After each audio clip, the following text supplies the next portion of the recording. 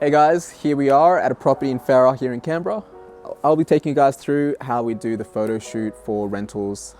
It won't be as intensive as the sales properties, so it'll be very simple, very basic. So I'll go with you guys through the settings that we use, I guess the setup, and what to look for when you're doing property photo shoots like these. All right, let's go through. All right, and here we go. Beautiful. All right, so those were 5 shots, each taken at different exposure settings. What you want to look for are the lines. So things like the fridge, doors, the roof. You want to make sure that they're either completely horizontal or completely vertical. Vertical, horizontal, there we go. And also just make sure that your composition is accurate. So for example, in this shot here, what I'm trying to do is compose a shot with the oven in the middle. If I go to this setting here, you can see those green lines there. That's basically telling you that the camera is horizontal and also that you've got the right sort of angle. It's completely level. All right, so that's the one angle of the kitchen. Let's go to the next angle. It's gonna take a shot from this angle. So once again, composition is key. Make sure that all the lines are parallel. You may have to adjust slightly every time you move the camera, but it's important that you do that. Sweet. And then we're gonna, let's go around this way and we'll take another shot from this side of the lounge, facing the kitchen.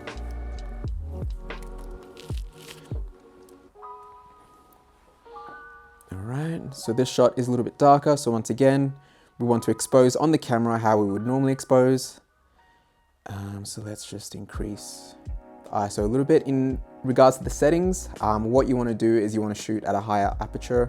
So F8 is what I like shooting at for real estate, just because it means that everything will be in focus instead of having that depth of field being shown. So it's important that you are shooting at a higher aperture. Try and keep your ISO low. Because you're using a tripod, it doesn't matter too much about the shutter because obviously there's no movement.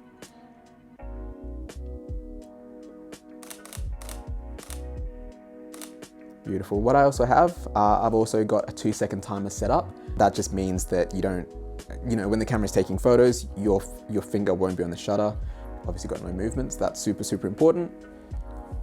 Change angle again.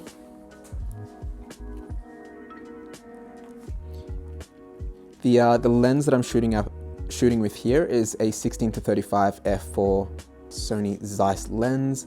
Fantastic lens. It's obviously super wide, brilliant for these type of shots. One little thing that I try and do is take multiple shots.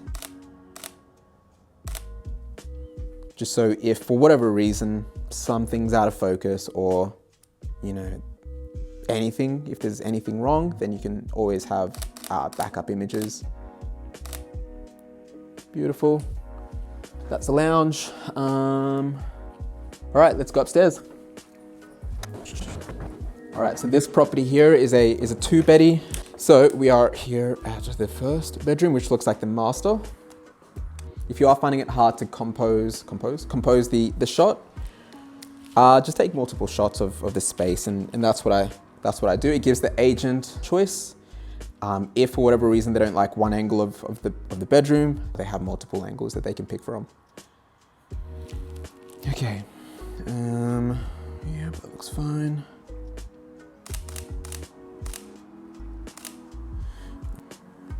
Beautiful. All right, let's just shoot from another angle. I'll go to this corner here. This room is a bit messy, so excuse the boxes. As a photographer, you sort of learn that it's not up to you to make sure that the client's property is tidy. I wouldn't stress too much about that if you do find yourself in a bit of a messy space. All right, making sure that the lines are actually straight. Okay, almost there. I took way longer than it should have, but that's fine. New tripod, still getting used to it. Awesome. All right, bedroom 1 is done. Let's head over to bedroom 2. All right, and set up the shot. Okay, there's a mattress in here, which doesn't exactly help. In most instances, you are allowed to move things around. But with that, I'll just have to Photoshop that out because there's really no way to put it.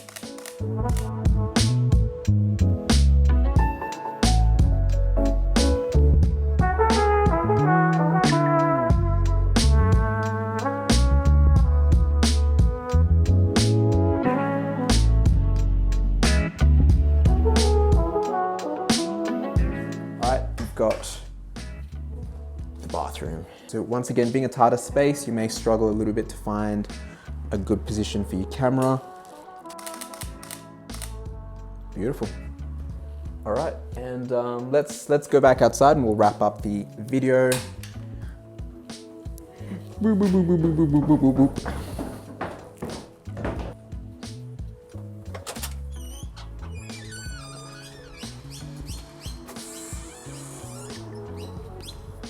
Beautiful. When you're shooting outside, obviously depending on the property and if the agent wants exterior photos, it's the same sort of technique for shooting outside as inside. So watching lines, watching your exposure.